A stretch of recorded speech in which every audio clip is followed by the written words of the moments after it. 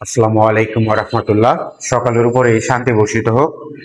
আজকে যে টিউটোরিয়ালটি নিয়ে আলোচনা করব তার টাইটেল হলো আপেক্ষিক পারমাণবিক ভর ও আইসোটোপের শতকরা পরিমাণ নির্ণয়।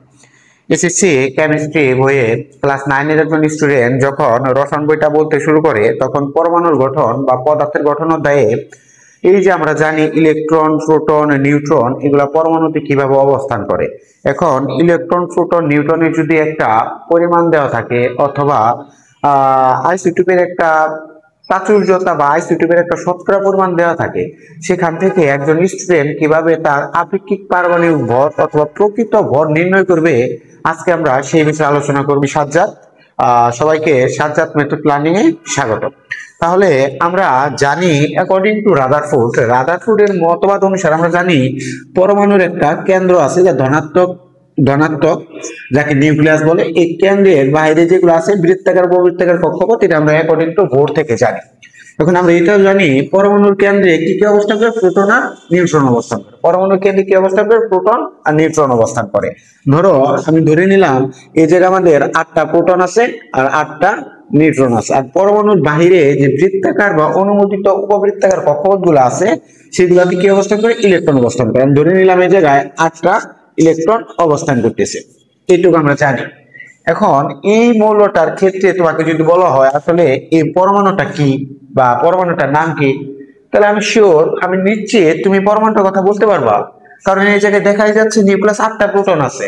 আমরা জানি পর্যায় সারণীতে যে মৌলগুলো আছে তাদের প্রোটন সংখ্যা বা পারমাণবিক সংখ্যা ফিক্সড।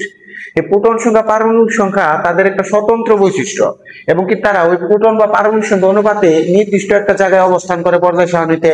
তাহলে 8টি প্রোটন আছে, এরকম একটি মৌল আছে পর্যায় সারণীতে, তার নাম কি, অক্সিজেন। তুমি পারবো, অবশ্যই পারবো, অক্সিজেন।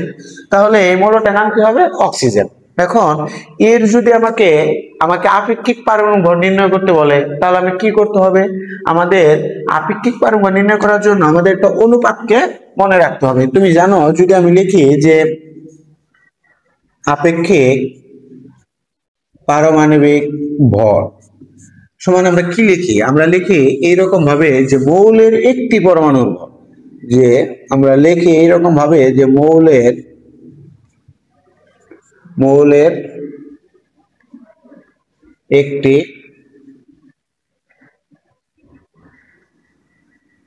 পরমাণুর ভর। আর নিচে আমরা কি লিখি, এই যে কার্বন 12 আইসোটোপের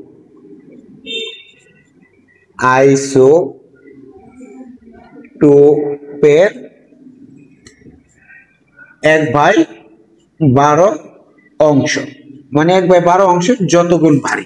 এই যে কার্বন 12 আইসোটোপের 1/12 অংশের যতগুণ ভারী, এর মানটা ফিক্সড। এর মানটা কি, এর মানটা ফিক্সড।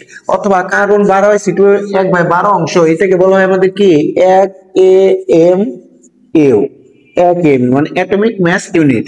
এর মানটা কত আমরা জানি, 1.66 গুণন 10 ইনভার্স 24 গ্রাম। আর এটাকেই বলা হয় 1 ডাল্টন। এটাকে বলা হয় কি, 1 ডাল্টন বলা হয়। তাহলে আপেক্ষিক পারমাণবিক নির্ণয় করার ক্ষেত্রে আমাদের অনুপাতটা কি রাখতে হবে, অবশ্যই মাথায় রাখতে হবে। এবং নিচে যে মানটা আছে 1 এম তার মানটাও ফিক্সড।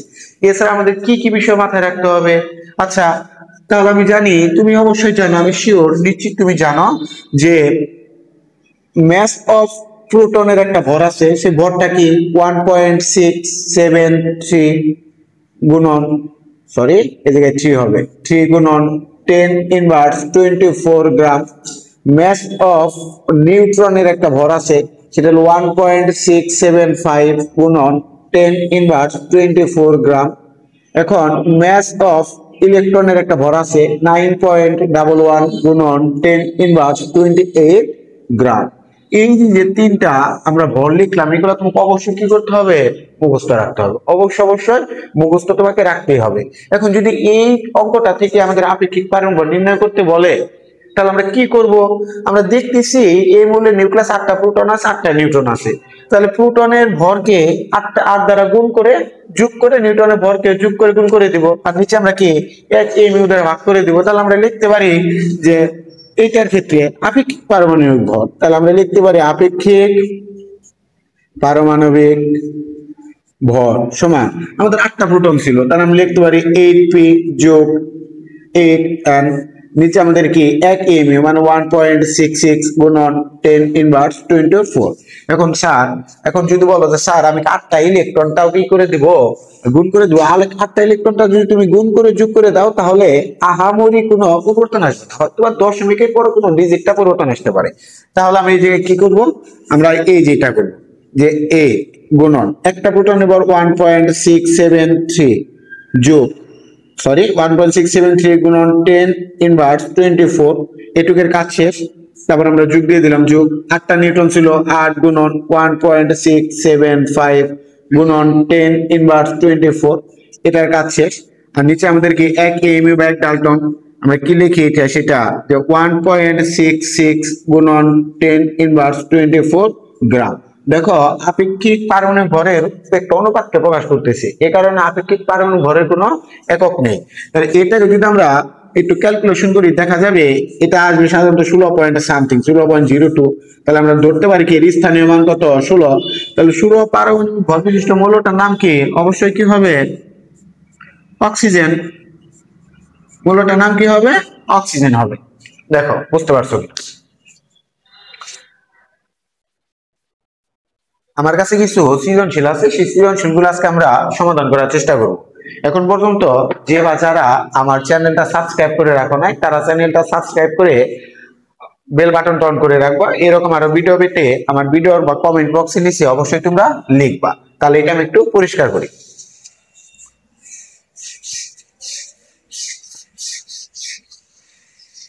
ধরো শিখন ফলের একটা অঙ্ক করি আমরা, যেমন পরমাণু, ইলেকট্রন, প্রোটন, নিউট্রন এইরকম দেওয়া আছে। ধরো একটা দাগ দেওয়া আছে এরকম যে পরমাণু, পরমাণু এটা পরমাণু, এটা ইলেকট্রন, এটা প্রোটন, আর দেওয়া আছে এটা কি নিউট্রন। ধরো পরমাণু দেওয়া আছে এ বি সি ডি, এই 4টা পরমাণু দেওয়া আছে, এদের ভর কি দেওয়া আছে 1 6 6 8, ইলেকট্রন দেওয়া আছে 1 6 6 8, আর ধরো প্রোটন দেওয়া আছে হলো 1 6 6 8, 1 6 6 8 দেওয়া আছে প্রোটন 1 6 6 8, আর নিউট্রন দেওয়া আছে 0 7 6 8, 0 7 6 8। এটা থেকে তোমাকে বললো যে দ্বিমূলটির আপেক্ষিক পারমাণবিক নির্ণয় করো, এটা নির্ণয় করতে বলো, এটা দ্বিমূলটি। এখন এই যে তুমি উদ্দীপকটা দেখতেছো বাবা, এই জায়গা থেকে তুমি কি বুঝতেছো, মৌলগুলা তো তুমি এই জায়গা থেকে শনাক্ত করতে পারো। দেখো একটি মৌল যার ইলেকট্রন সংখ্যা 1, তার মৌলটার নাম কি, অবশ্যই মৌলটা কি হবে হাইড্রোজেন। এই মৌলটা কি হবে হাইড্রোজেন, সোজা না, একদম সোজা। এখন 6 একটি মৌল, দেখো বি একটি মৌল যার ইলেকট্রন সংখ্যা দেওয়া আছে 6, আমরা জানি ইলেকট্রন সংখ্যা বৃত্তাকার কক্ষপথে ঘুরে, তার মৌলটা যেহেতু 6টি ইলেকট্রন আছে এটা তার একটা স্বতন্ত্র বৈশিষ্ট্য, সেক্ষেত্রে প্রাথমিক অবস্থায় মৌলটা কি হবে কার্বন। সি মৌলের ইলেকট্রন সংখ্যা বা প্রোটন সংখ্যা দেওয়া আছে ধরো 6, তার প্রোটন সংখ্যার আরেক নাম হলো পারমাণবিক সংখ্যা, তার 6 পারমাণবিক সংখ্যা বিশিষ্ট মৌলের নাম কি হবে কার্বন। এটাও কি হবে আমাদের সি মৌলটা হবে কার্বন। 8 পারমাণবিক সংখ্যা বিশিষ্ট মৌলের নাম কি হবে, অবশ্যই কি হবে অক্সিজেন। এটা তুমি বুঝতেই পারতেছি। এখন তোমাকে যদি এটাও বলে যে মৌলটা লেখো, পুরোটা লেখো, গাঠনিক সংকেত বা গঠন আকারে লেখো, তাহলে কি লিখবা, এর ইলেকট্রন আছে একটা, প্রোটন আছে একটা, নিউট্রন নাই। তাহলে নিউট্রন নাই, তাহলে এটাকে আমি এইভাবে লিখতে পারি যে হাইড্রোজেন 1 1, তাহলে আমাদের প্রোটন সংখ্যা, এটা আমাদের ভর সংখ্যা বা ইলেকট্রন সংখ্যা যাই বলো। এখন এই নিউট্রন এক থেকে একবার দিলে কি থাকে, নিউট্রন থাকে না, তাহলে হাইড্রোজেন কি হবে 1 1। এটার ক্ষেত্রে আমি কি লিখতে পারি, এর প্রোটন আছে 6টা, এর নিউট্রন আছে কয়টা 7টা, মৌলটা যেহেতু কার্বন তাহলে আমরা লিখবো কার্বন। এখন তুমি লেখো যে এর প্রোটন সংখ্যা হলো 7, 6 আর 7 যোগ করলে কত হয় আমাদের, 6 আর 7 যোগ করলে কত হয় 13 হয়, তাহলে আমাদের ভর সংখ্যা কত হবে 13 হবে। দেখো 13 থেকে 6 বার দিলে 7 থাকে, তাহলে নিউটন সংখ্যা 7। আবার ধরো এই মৌলটার ক্ষেত্রে কার্বন, এটা প্রোটন সংখ্যা 6, 6 আর 6 যোগ করলে কত হয় 6 হয়, তাহলে ভর সংখ্যা কত হবে 6 হবে। অনুরূপভাবে এটা হলো অক্সিজেন, এর প্রোটন সংখ্যা 8, তাহলে 8 আর 8 যোগ করলে কত হয়, আমরা জানি প্রোটন আর নিউট্রনের মোট সংখ্যাকে ভর সংখ্যা বলে, কে দ্বারা প্রকাশ করে। তাহলে 8 আর 8 যোগ করলে 16 হয়। এখন 16 থেকে 8 বাদ দিলে কয়টা থাকে 8 থাকে, যার তার নিউট্রন সংখ্যা জায়গায় 8 আছে। এখন তোমাকে বলছে ডি মৌলটির আপেক্ষিক পারমাণবিক ভর নির্ণয় করো, মানে প্রকৃত ভর নির্ণয় করতে বলছে। তাহলে যেহেতু প্রশ্নটা ঘ নাম্বারে আসছে সেহেতু তোমাকে কিছু লিখে দিতে হবে। কি লিখতে হবে, তাহলে আমরা একটু যদি উপরেরটা একটু পরিষ্কার করি, তুলছ সবাই, তুলছ, তুলে থাকলে একটু পরিষ্কার করি। হ্যাঁ দেখো এটুকু একটু পরিষ্কার করি। তোমাকে কি লিখতে হবে, যেহেতু ঘ নাম্বার প্রশ্নটা আসছে তাহলে তোমাকে এইরকম ভাবে লিখতে হবে যে ধরো দেওয়া আছে, দেওয়া আছে আমাদের উক্ত মৌলের কয়টা আমাদের ছিল পরমাণুতে, প্রোটন ছিল কয়টা, 8টা। যে আমরা লিখি মৌলের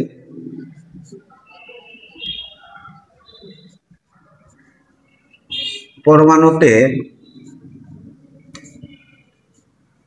প্রোটন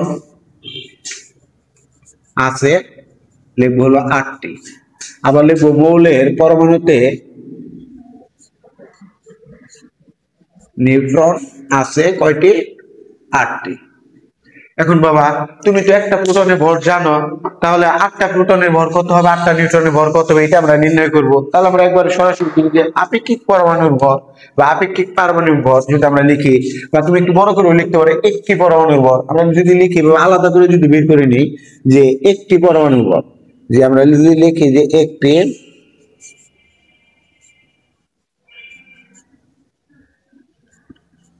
পরমাণুর ভর কি হবে, ওই যে 8টা প্রোটন যোগ হলো আমাদের 8টা নিউট্রন, তাহলে 8 গুণন 1.673 গুণন 10 ইনভার্স 24, এটা হলো প্রোটনের ভর, যোগ 8 গুণন আমরা কি লিখবো 1.675 গুণন 10 ইনভার্স 24, এটা হলো আমাদের কিসের ভর, নিউট্রনের ভর, এত গ্রাম। এটা যদি একজন ক্যালকুলেশন করো তো দেখো তো কত আসে, আসে হলো 2.6784, যে 2.6784 গুণন 10 ইনভার্স কত আসে 23 গ্রাম, এটা আসতো। এখন এটা হলো আমাদের মৌলের একটি পরমাণুর ভর, এটাকে যদি আমি 1 এমইউ বা 1 ডাল্টন দ্বারা ভাগ করি তাহলে তো আমার আপেক্ষিক পারমাণবিক ভর বের হয়ে যাচ্ছে। তারপর তুমি কি লিখবা, অতএব আপেক্ষিক পারমাণবিক ভর সমান আমরা লিখবো যে 2.6784 গুণন 10 ইনভার্স 23 গ্রাম বাই 1.66 গুণন 10 ইনভার্স 24 গ্রাম। এটা আমাদের কত আসবে, এটা আমাদের আসে যে এরকম আসে যে 16.134, এটার স্থানীয় মান আমরা কত লিখতে পারি 16। তাহলে মৌলটার আপেক্ষিক পারমাণবিক ভর যদি 16 হয় তাহলে মৌলটা কি হবে আমাদের, নিশ্চিতভাবে অক্সিজেন হবে, নিশ্চিতভাবে কি হবে, মৌলটা অক্সিজেন হবে। বুঝতে পারছো, যদি বুঝে থাকো তাহলে আমরা আরেকটা প্রশ্ন সমাধান করার চেষ্টা করি, তুমি একটু তুলে নাও। দেখো একদম শুধু একটা জিনিস কি করতে হবে, শুধু প্রোটনের ভর নিউট্রনের ভর দ্বারা গুণ করে যোগ করতে হবে, যোগ করলে পরে আমাদের 1 এমইউ দ্বারা ভাগ করে আপেক্ষিক পারমাণবিক ভর নির্ণয় করতে হবে। আমরা একটু পরিষ্কার করি, হ্যাঁ দেখো বুঝতে পারছো কিনা,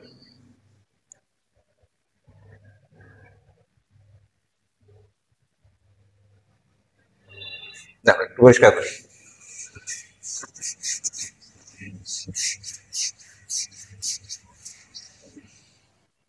ধরো যদি আমি এরকম লিখি যে একটি পরমাণু যার অণুর সংকেত দেওয়া আছে 8, অণুর সংকেত কি দেওয়া আছে 8, নিউক্লিয়াসের ভর, এই পরমাণুটার নিউক্লিয়াসের ভর দেওয়া আছে একটা, যে নিউক্লিয়াসের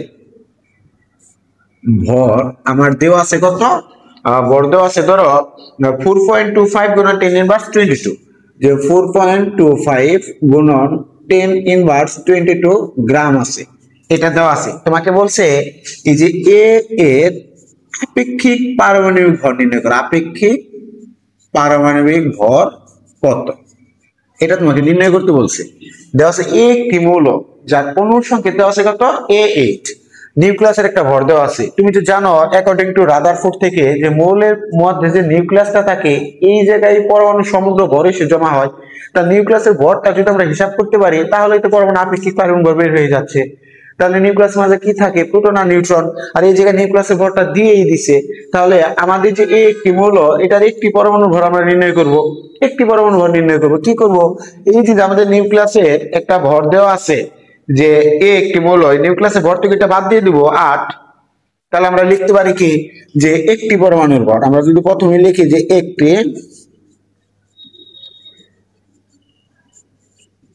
পরমাণুর ভর সমান নিউক্লিয়াসের ভর কত দেওয়া ছিল 4.25 গুণন 10 ইনভার্স 22 এটা দেওয়া ছিল এত গ্রাম। আর আমাদের এইটা হলো তার অনুষঙ্গিক, তার মানে আমরা জানতেছি যে এই মৌলের নিউক্লিয়াস 8টা প্রোটন আছে, যেহেতু অনুষঙ্গে তার 8টা প্রোটন আছে, এই প্রোটন সংখ্যা দ্বারা ভাগ করে দিলাম। তাহলে আমাদের কত আসে এটা ভাগ করার জন্য কত আসে 5.3125 গুণন 10 ইনভার্স 5.2135 গুণন কত 10 ইনভার্স 23 গ্রাম এটা আসলো। তাহলে এটা হলো একটি পরমাণুর ভর। তাহলে আপেক্ষিক পরমাণু ভর নির্ণয় করব কিভাবে? অতএব আপেক্ষিক পারমাণবিক ভর সমান একটি পরমাণুর ভর 5.2135 গুণন 10 ইনভার্স 23, এটা আমাদের গ্রাম। এক ডালটন হলো 1.66 গুণন 10 ইনভার্স 24 গ্রাম। তাহলে এটার মান আমাদের কত আসতেছে? এটা কত 32 আসতেছে। কত আসতেছে? 32। তাহলে মূলটা 32 পারমাণবিক ভর বিশিষ্ট মৌলের নাম কি? 32। এটা মৌলের নাম কি? সালফার। এটা বাণিজ্যিক নাম কি? গন্ধক। তোমরা তো জানোই সালফারটা ফ্লাশ পদ্ধতিতে নিষ্কাশন করা হয়। কোন পদ্ধতিতে? ফ্লাশ পদ্ধতিতে নিষ্কাশন করা হয়। দেখো বুঝতে পারছো কিনা? একদম সোজা। কিন্তু তোমাকে পড়ার সময় অবশ্য মনোযোগটা পড়ার মাঝে রাখতে হবে। ঠিক মনোযোগটা পড়ার মাঝে রাখতে, সময়কে আর নষ্ট করা যাবে না, ঠিক আছে? সময় আর নষ্ট করা যাবে না, সময়কে কাজে লাগাতে হবে। আমরা মাঝে মাঝে একটা কথা বলি না, যেমন অমুকের মতো মেধাবী হতে চাই, কিন্তু অমুকের মতো পরিশ্রমটা আমি করি না। সে অমুকে অনেক পরিশ্রম করে, সে পড়ার টেবিল থেকে উঠে না, সে পড়ালেখা করে, কিন্তু তুমি পড়ালেখা করতেছো না, কিন্তু মনে মনে চাচ্ছ ওর মতো মেধাবী হতে। এই কারণে তোমাকে পরিশ্রম করতে হবে এবং ওর মতো পড়াশোনা করতে হবে, তাহলেই তুমি ওর মতো মেধাবী হতে পারবে। জীবনে সফলতা অর্জন করতে গেলে পড়ালেখার বিকল্প নাই। হ্যাঁ, পড়ালেখা না করে অনেকে সফল হয়েছে, কিন্তু তাদের একটা উদ্যম ছিল, এরকম একটা মনোবাসনা ছিল যা আমাদের মাঝে তৈরি করতে পারেনি। এই কারণে আমাদেরও পড়ালেখা করতে হবে। দেখো তাহলে আমি এরকম ভাবে আরেকটা প্রশ্ন লেখার চেষ্টা করি।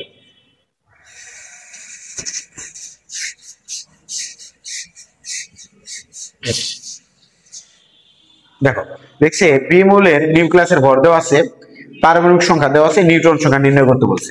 এখন ধরো এই যে আমি লিখলাম বি হলো একটি মৌল যার নিউক্লিয়াসের একটা ভর দেওয়া আছে, যে নিউক্লিয়াসের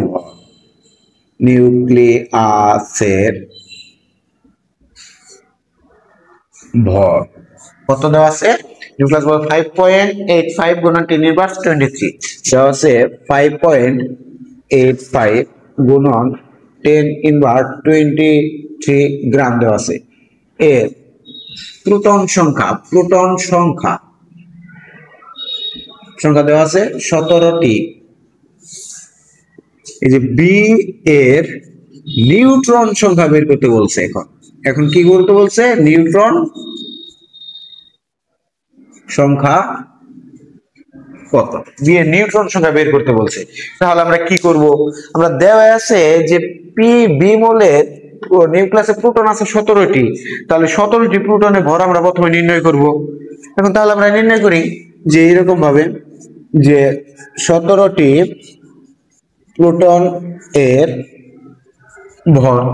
তাহলে আমরা একটা প্রোটনের ভর জানি, তাহলে 17 গুণন 1.673 গুণন 10 ইনভার্স 24 এত কি হবে? গ্রাম হবে।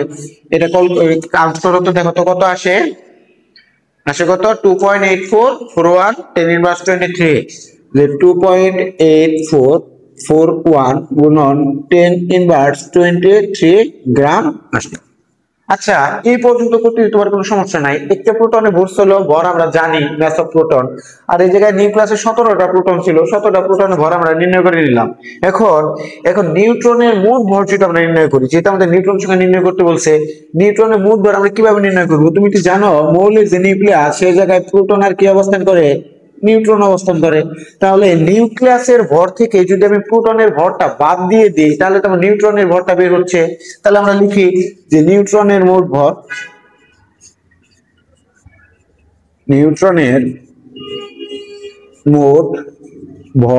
সমান মৌলের নিউক্লিয়াসের ভর কত ছিল? 5.85। এই যে লেখো 5.85 গুণন 10 ইনভার্স 23, এটা থেকে প্রোটনের ভর বাদ দিয়ে দেব। তাহলে 2.84 41 গুণন 10 ইনভার্স 23, এত কি আসবে? গ্রাম আসবে। তাহলে কত আসে? এটা থেকে বাদ দিলে কত আসে? 5 থেকে বাদ দিলে কত আসে? 3.0059, 3.0059 গুণন 10 ইনভার্স 23 আসে না? 10 ইনভার্স 23 গ্রাম। এখন নিউট্রনের মোট ভর হলো এটা। নিউট্রনের নিউক্লিয়াসের মাঝে যে কয়টা নিউট্রন আছে তাদের মোট ভর হলো এটা। তাহলে নিউক্লিয়াসের মাঝে কয়টা নিউট্রন আছে আমরা তো জানি না, কারণ নিউট্রন সংখ্যা আমাদের বের করতে বলছে। কিন্তু আমরা একটা নিউট্রনের ভর জানি, মাস অফ নিউট্রন, সেটা কত জানি? যেটা জানি। তাহলে মোট ভরকে, নিউট্রনের মোট ভরকে যদি একটা নিউট্রনের ভর দ্বারা ভাগ করি তাহলে আমি নিউট্রন সংখ্যা পেয়ে যাব। তাহলে আমি লিখি অতএব নিউট্রন সংখ্যা, নিউট্রন সংখ্যা লিখবো যে 3.0059 গুণন 10 ইনভার্স 23, এটাকে একটা নিউটনের ভর দ্বারা ভাগ করব। 1.675 গুণন 10 ইনভার্স 24, এটাও গ্রাম আমাদের, এটা গ্রাম। তাহলে আমাদের কত আসতেছে? এটা ভাগ করলে কত আসতেছে? আমাদের আসতেছে যে 17.94। এটার আমরা স্থানীয় মান কত ধরে নিতে পারি? স্থানীয় মান 18 ধরে নিতে পারি। তাহলে আমরা বলতে পারি কি এই মৌলের নিউক্লিয়াসের নিউট্রন কয়টা ছিল? 18টা। তাহলে 18টা নিউট্রন এবং 17টা প্রোটন যুক্ত মৌলটার নাম কি হতে পারে? ক্লোরিন। মৌলটার নাম কি হবে? ক্লোরিন। দেখো পারো কিনা?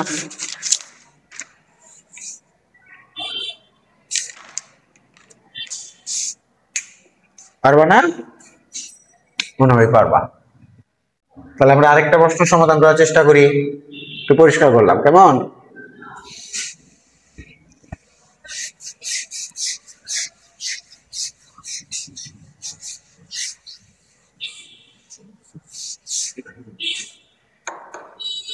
দেখো আমি যদি লিখি এটা হলো মৌল, মৌল, এটা হলো প্রোটন, এটা হলো আমাদের নিউট্রন, প্রোটন নিউট্রন, আর ধরো আরেকটা দেওয়া আছে কি আমাদের ভর, এটা ভর দেওয়া আছে। এখন মৌল ধরো দেওয়া আছে এক্স আর ওয়াই, মৌল দেওয়া আছে এক্স আর মৌল দেওয়া আছে কি ওয়াই। এক্স মৌলের প্রোটন সংখ্যা দেওয়া আছে 15টা, এক্স মৌলের প্রোটন কয়টা দেওয়া আছে? 15টা।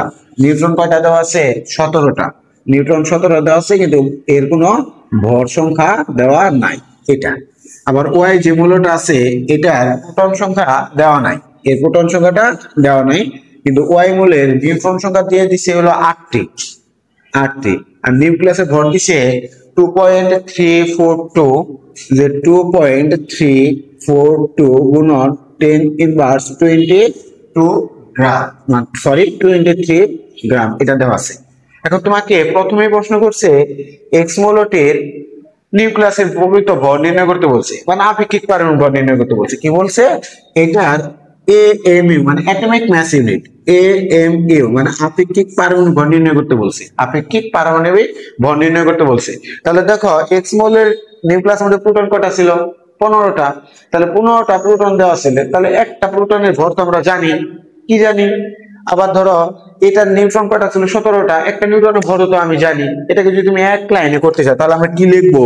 যে এক্স এর আপেক্ষিক পারমাণবিক ভর সমান, আমাদের প্রোটন কয়টা দেওয়া ছিল? 15টা। একটা প্রোটনের ভর হলো 1.673 গুণন 10 ইনভার্স 24, এত কি গ্রাম। এটা বাদ দিই। তারপর আবার ধরো নিউট্রন কয়টা ছিল? 17টা। তাহলে 17 গুণন 1.675 গুণন 10 ইনভার্স 24, এত কি হবে? গ্রাম। এটাকে এক এমইউ দ্বারা ভাগ করে দিব। আমরা কি লিখবো? 1.66 গুণন 10 ইনভার্স 24, এটাও গ্রাম। তাহলে আমাদের এই যে ডাইরেক্ট হলো, অথবা তোমাদের ছোট কথা আসে তুমি কি কথা দেওয়া আছে এক্স মৌলের নিউক্লিয়াসে প্রোটন 15টি, নিউট্রন 17টা, 17টি প্রোটনের নিউটনের ভর, 15টি প্রোটনের ভর আলাদা আলাদা নির্ণয় করে নিব। আমরা একবারে করলাম, দেখবা এটা করলে কত আসে? 32.19। তাহলে এটার স্থানীয় মান আমি কত ধরে নিতে পারি? 32। মূলটার নাম কি হবে? সালফার। মূলটার নাম কি হবে? সালফার। কারণ 32 পারমাণবিক ভর বিশিষ্ট মূলটার নাম কি? সালফার বা গন্ধক। সালফার বা গন্ধক। একটাকে বললাম কি পদ্ধতিতে নিষ্কাশন করা হয়? ফ্রাস পদ্ধতিতে। কি পদ্ধতিতে? ফ্রাস পদ্ধতিতে। বুঝতে পারছো? দেখো বুঝতে পারছো কিনা।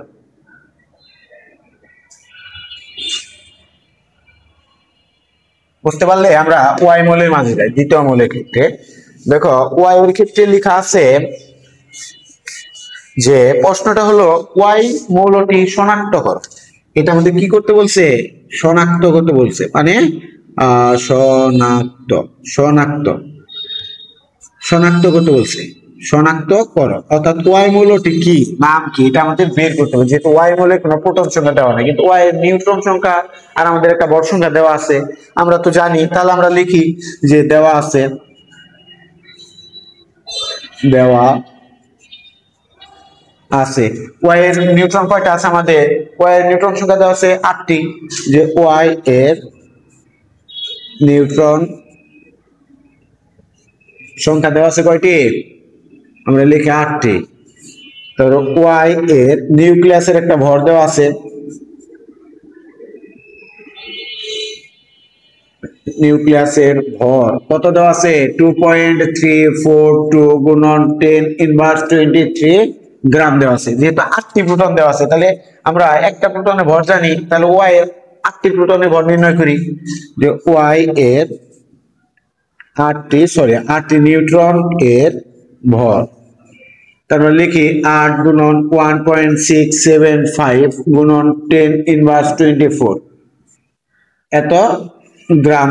তাহলে 8টা প্রোটনের নিউট্রনের ভর কত আসতেছে আমাদের? 8টা নিউট্রন ভর আসতেছে 13.4। লিখি আমরা যে 13.4 গুণন 10 ইনভার্স 24 গ্রাম, এত গ্রাম আসলো। তাহলে 8টা নিউটনের ভর আমরা পাইছি। তাহলে আমরা প্রোটন সংখ্যাটা বের করতে হবে। তাহলে লিখি অতএব প্রোটন এর মোট ভর, মোট ভর কি করব? এই যে নিউক্লিয়াসের ভর থেকে নিউট্রনের ভরটা আমরা কি দিয়ে দিব? বাদ দিয়ে দিব। তাহলে আমরা কি লিখতে পারি? যে আমরা লিখি যে 13.4 গুণন 10 ইনভার্স 24 মাইনাস এর আমরা কত লিখবো? লিখবো 2.342 গুণন 10 ইনভার্স 23 এত গ্রাম। তাহলে আমাদের কত আসতেছে? এটা আসতেছিল আমাদের 11.05 গুণন 10 ইনভার্স 23 গ্রাম। এটা হলো যে কয়টা প্রোটন আছে এই মৌলের নিউক্লিয়াসে সবগুলার ভর। তাহলে এই সমগ্র ভরকে যদি একটা প্রোটনের ভর দ্বারা আমরা ভাগ করি, তাহলে আমরা কি পেয়ে যাব? প্রোটন সংখ্যা পেয়ে যাব। তাহলে লিখি, উপরে একটা পরিষ্কার করে দিলাম। তাহলে আমরা কি লিখবো? যে প্রোটন সংখ্যা, অতএব প্রোটন সংখ্যা আমরা লিখি যে 11.05 গুণন 10 ইনভার্স 23 গ্রাম। এটাকে একটা প্রোটনের ভর দ্বারা ভাগ করো 1.673 গুণন 10 ইনভার্স 24 গ্রাম। কত আসবে আমাদের? দেখো তো কত আসে? হলো কত আসে? হ্যাঁ 5.97। তাহলে এটা স্থানীয় মান আমি কত ধরে নিতে পারি? 6। তাহলে 6 প্রোটন সংখ্যা বিশিষ্ট বা কার্বন সংখ্যা বিশিষ্ট মৌলটার নাম কি হবে? কার্বন। মৌলটার নাম কি হবে? কার্বন। প্রকাশ করে কি দ্বারা? প্রতীক হলো সি। দেখো বুঝতে পারছো কিনা? আপেক্ষিক পারমাণবিক ভর নিয়ে আজকে অনেকগুলা প্রশ্ন সলভ করার চেষ্টা করলাম। তুমি যদি এগুলা মনোযোগ দিয়ে দেখো, আমার মনে হয় না আপেক্ষিক পারমাণবিক ভর নিয়ে তোমার আর কোনো সমস্যা থাকতে পারে। পরীক্ষায় প্রশ্ন যেভাবে আসুক, প্রশ্ন যেভাবে চাক, সমস্যা না, আমি পারবো। আমার মাঝে কনফিডেন্সটা থাকতে হবে। প্রশ্নের যেভাবে থাক আমি খাতায় উত্তর করতে পারবো, এরকম কনফিডেন্স আমার মাঝে থাকতে হবে।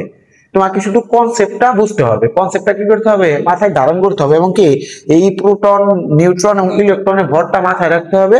আর ওই যে এক ডালটন বা এক এমইউ, সে মানটা যেহেতু ফিক্সড, এর মানটা আমাদের মুখস্থ রাখতে হবে। এই 4টা মান মুখস্থ করতে পারলে তুমি আপেক্ষিক পারমাণবিক ভরের উত্তর যে কোনো ভাবে আনসার করতে পারবে। দেখো এখন যদি আমরা আইসোটোপের শতকরা পরিমাণের কথা নির্ণয় করতে যাই, আইসোটোপে কি যায়? শতকরা পরিমাণের। এটা যদি প্রশ্নটা সমাধান করতে যাই, ধরো আমি লিখলাম প্রকৃতিতে ম্যাগনেসিয়ামের ধরো 3টা আইসোটোপ পাওয়া যায়। ধরো ম্যাগনেসিয়াম 23, 25, 27। কি ম্যাগনেসিয়াম ধরো প্রকৃতিতে, আমি এইভাবে লিখলাম, একটু শর্ট করে লিখবো যে প্রকৃতিতে ধরো ম্যাগনেসিয়াম, প্রকৃতিতে ম্যাগনেসিয়াম, এটা মার্কারে কালি নাই, যে প্রকৃতিতে ম্যাগনেসিয়াম যে আইসোটোপ, যে ম্যাগনেসিয়াম এই আইসোটোপটা এর